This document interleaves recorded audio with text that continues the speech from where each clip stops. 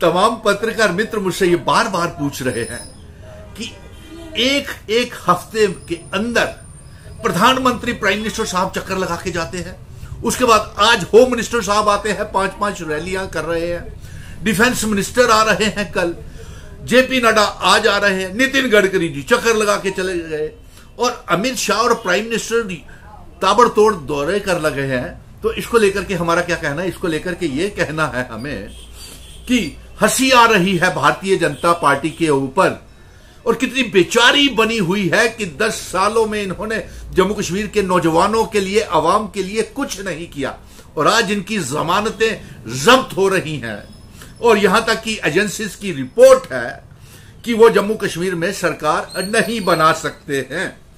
और यहां तक कि कश्मीर में तो उन्होंने उम्मीदवार ही खड़े नहीं किए, 3-4 उम्मीदवार खड़े किए हैं, प्रधानमंत्री वहां भी भाग गए। पुंछ, राजौरी, सुरनकोट, मेंढर, पीर पंजाल में दौरे कर रहे हैं, अमित शाह जी रैलियां कर रही हैं। अगर आपने कुछ 10 सालों में किया होता जनाब, तो आज आपकी ये हालत ना होती। अफसोस इस बात का आ रहा है।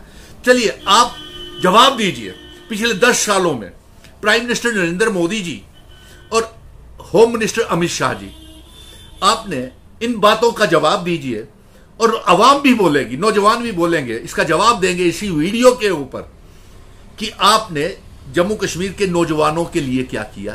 पीएचई, पीडीडी, पीडब्ल्यूडी के डेली वेजर्स, रहबरे खेल, जंगलात, सेहत, एसपीओज, विलेज डिफेंस कमेटीज के member, contractual lecturers, land owners, anganwadi workers, home guards, dental doctors और गरीबों के लिए क्या किया आपने? क्या यही नौजवान आपको बताएंगे, इसी के ऊपर जवाब देंगे कि आपने इनके लिए कुछ किया, या जब इन बच्चों को आपकी जरूरत थी, जब भारतीय जनता पार्टी की जरूरत थी, जब एलजी आपका ही भारतीय जनता पार्टी का नेता यहां पे राजभवन में बैठा हुआ था, और भारतीय जनता पार्टी के दफ्तर के बाहर 30 लाख बेरोजगार नौजवान हर मुद्दे को लेकर के आपने बड़े बड़े स्कैम किए, लिस्टें स्क्रैप हुई, जेकेएसएसबी पब्लिक सर्विस कमीशन की लिस्टें स्क्रैप। जब ये सारे के सारे बच्चे त्रिकुटा नगर दफ्तर के बाहर भारतीय जनता पार्टी के बाहर भूखे प्यासे बैठे हुए थे, तब आपकी जरूरत थी,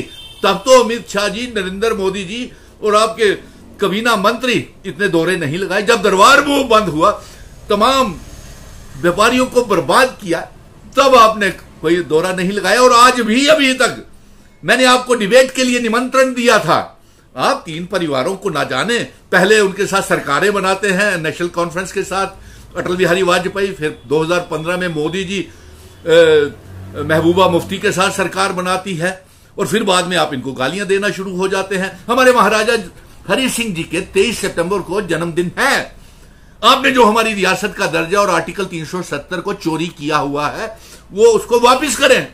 जो हमारी रियासत का दर्जा 23 सितंबर को महाराजा हरि सिंह जी का जन्मदिन है, उस दिन ऐलान करें कि रियासत का दर्जा वापस किया जाएगा।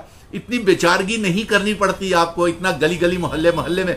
ये कोई आपका स्टेटस है कि एक प्राइम मिनिस्टर जहां जाता है, होम मिनिस्टर उसके पीछे आ जाता है, उसके पीछे डिफेंस मिनिस्टर आ जाता है, उसके पीछे पार्टी अध्यक्ष जेपी नड्डा आ जाता है। यानी कि इतने बेचारे हो गए, आपने कुछ किया ही नहीं पिछले 10 सालों में।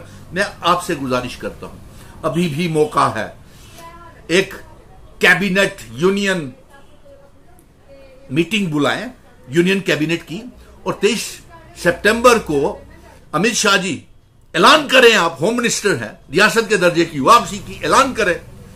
और आपके मंशूर में, मैनिफेस्टो में ना तो दरबार मूव को शुरू करना है, ना ही आपके मैनिफेस्टो में रियासत के दर्जे की वापसी है, ना ही आपके मैनिफेस्टो में इन 25-30 लाख जो बेरोजगार नौजवान पढ़े लिखे हैं उनको पक्का करने की कोई योजना है। और इसके साथ साथ आपने हमारी रेत, बजरी, पहाड़, स्मार्ट मीटर, रिचार्ज वाले मीटर सब हम पे थोप दी है, लगान, जजिए, और करोड़ों रुपया हमारे खून पसीने की कमाई अपनी चुनावी रैलियों में आप खर्च कर रहे हैं।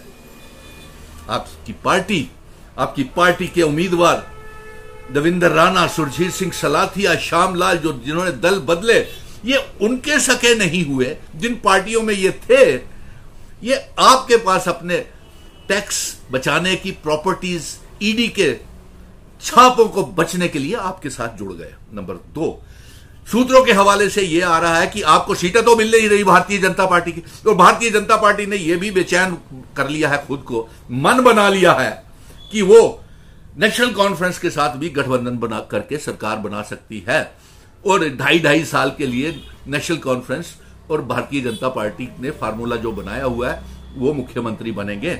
और यहां तक कि आपने कैदियों को भी जेल से रिहा कर दिया जो टेरर फंडिंग में आतंकवाद के लिए जिम्मेवार थे, जिन्होंने आपके रविंदर रैना को असेंबली में थप्पड़, घूसे, लातें एक दूसरे को मारी थी, आपने उसको भी रिहा कर दिया।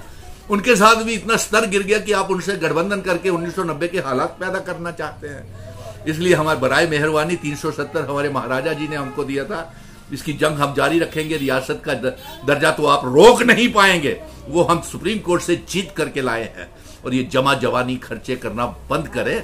और पत्रकार मित्र मुझसे यही पूछ रहे थे कि हमें इसको लेकर के क्या कहना है, तो यही कहना है कि अगर 10 सालों में इन्होंने कुछ किया होता इन नौजवानों के लिए, अवाम के लिए, गरीबों के लिए, जम्मू कश्मीर के लिए, इन्होंने हमारी आइडेंटिटी, कल्चर, डेमोग्राफी, इतिहास सब बदल दिया। और आज इनको अगर ये कुछ किया होता तो आज प्राइम मिनिस्टर का कोई लहर नहीं है, नरेंद्र मोदी की कोई लहर नहीं है।